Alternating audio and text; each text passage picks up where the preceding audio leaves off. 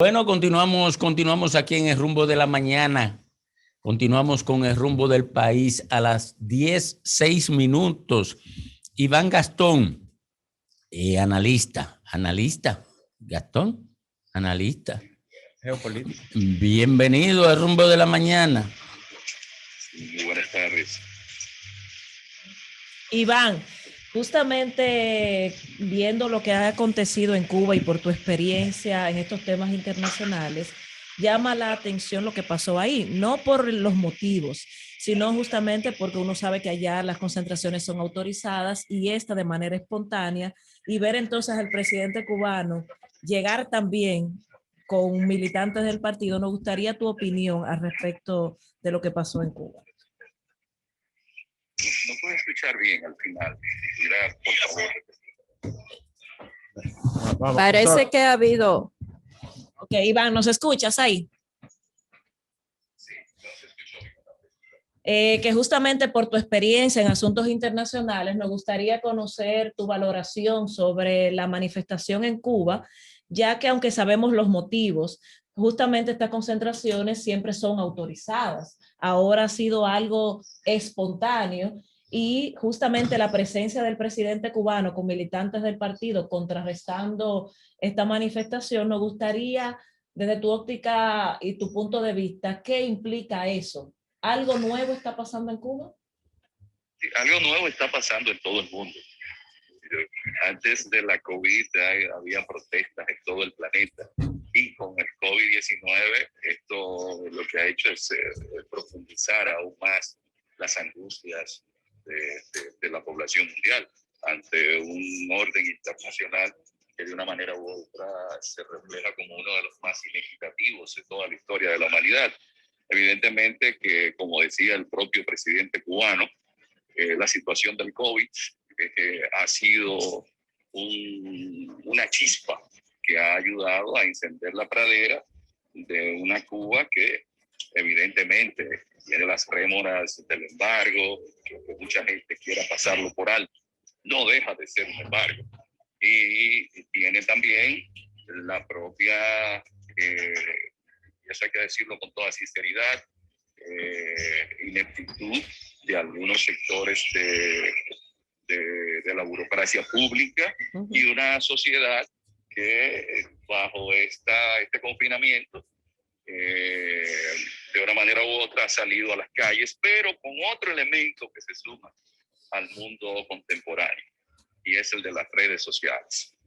Es decir, sin las redes sociales tampoco se habría podido diseminar tan rápidamente el germen que ayer encendió o se inoculó en la población para salir a protestar. Creo que en el 2018 fue que llegó el internet, ¿verdad? A Cuba. Sí, pero que también la internet tiene varias aristas. Es decir, ya había un proyecto que se llamaba Zunzuneo a través de la USAID, que según las publicaciones que salieron publicadas, el gobierno cubano decía que el Zunzuneo era para tener influencia política dentro de Cuba.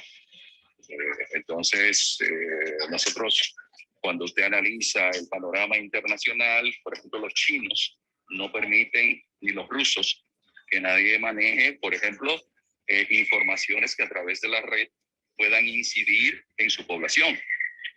Y es porque, como ya vimos en Estados Unidos, que tiene serios inconvenientes con Rusia por aquello de la trama rusa, donde los demócratas acusan que gracias a ciberataques los rusos lograron que Hillary Clinton perdiera las elecciones de Donald Trump.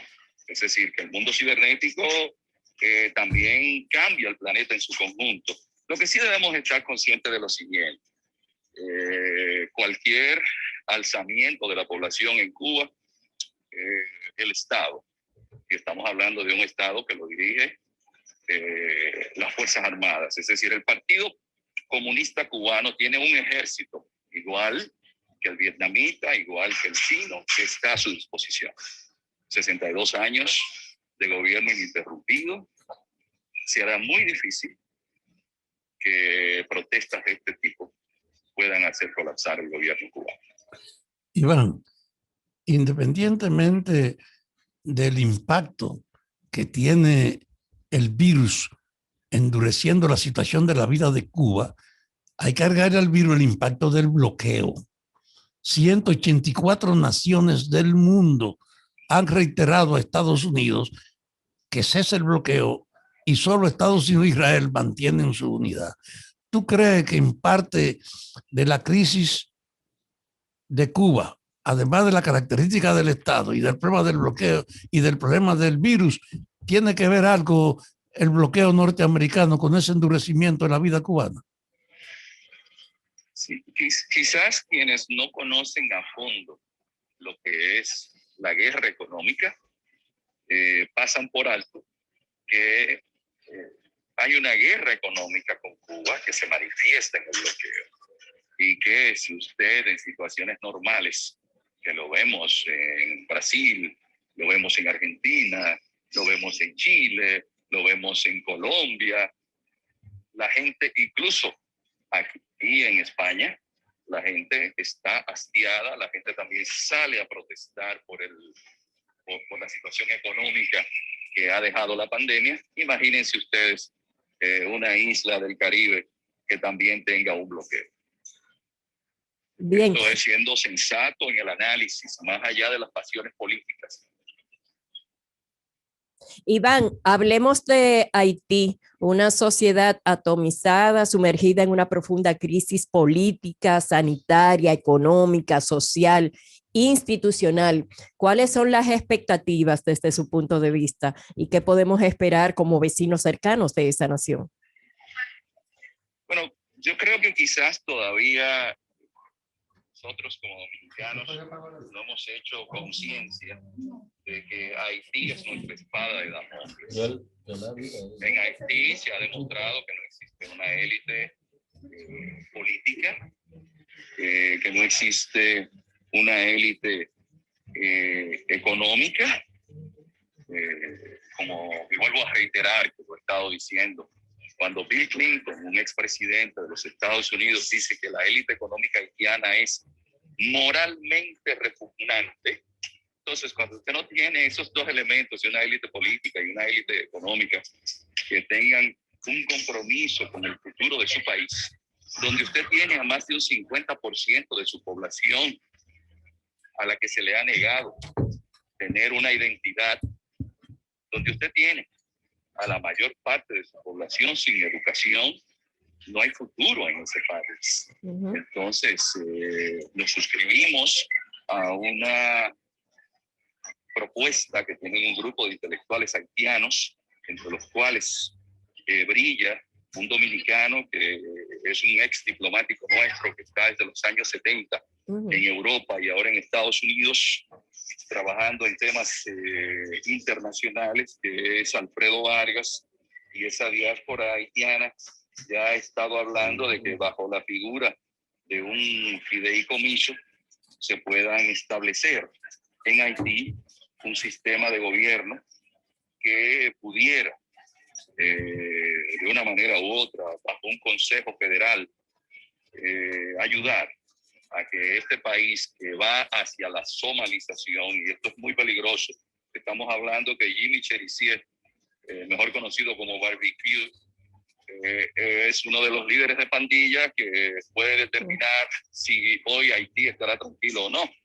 Y que Haití, y vuelvo a reiterar, con mucha pesadumbre, en Haití existen 40 mezquitas donde no sabemos qué tipo de islam se está difundiendo de parte de los imanes en cada una de ellas y las implicaciones que esto puede tener de aquí a 20 o 25 años en cuanto al fundamentalismo islámico se refiere. Entonces, esa somalización en un país con un 2% de superficie cultivable, donde tienen 11 millones de personas, inevitablemente caerá sobre la República Dominicana. Eso no hay que ir a Harvard ni recurrir a expertos de Naciones Unidas para darse cuenta que la República Dominicana será quien pague el más alto costo de la desestabilización en Haití. Con un elemento que me permito, don Fafa, usted que es un hombre muy versado sobre temas diversos que a veces la gente no toma en cuenta, como es la cosmovisión. Cuando ustedes ven el asesinato del presidente Moïse, tomen en cuenta que fue como una especie de ajuste, pero un ajuste desde la perspectiva del vudú. Lo mataron de una forma tal que en la mitología del vudú, en esa cosmovisión, él no pueda llegar al cielo y que por eso tenían que matarlo de esta manera para que pueda caminar sin reposo. Entonces, estos elementos de una cosmovisión que se da en Haití, que después es que lo descubre la MINUSTAH, que había que también tener como poder fáctico al sacerdote vudú, al papá Bocó, un hombre egresado de Colombia. Ujú. Ese elemento hay que tenerlo en consideración en Haití. Y nosotros, lamentablemente, conocemos poco de Haití. Los dominicanos conocemos poco de Haití. Bien, muchísimas gracias, distinguido Iván Gatón, por tu participación en este rumbo, el rumbo de la mañana, que también es el rumbo del país.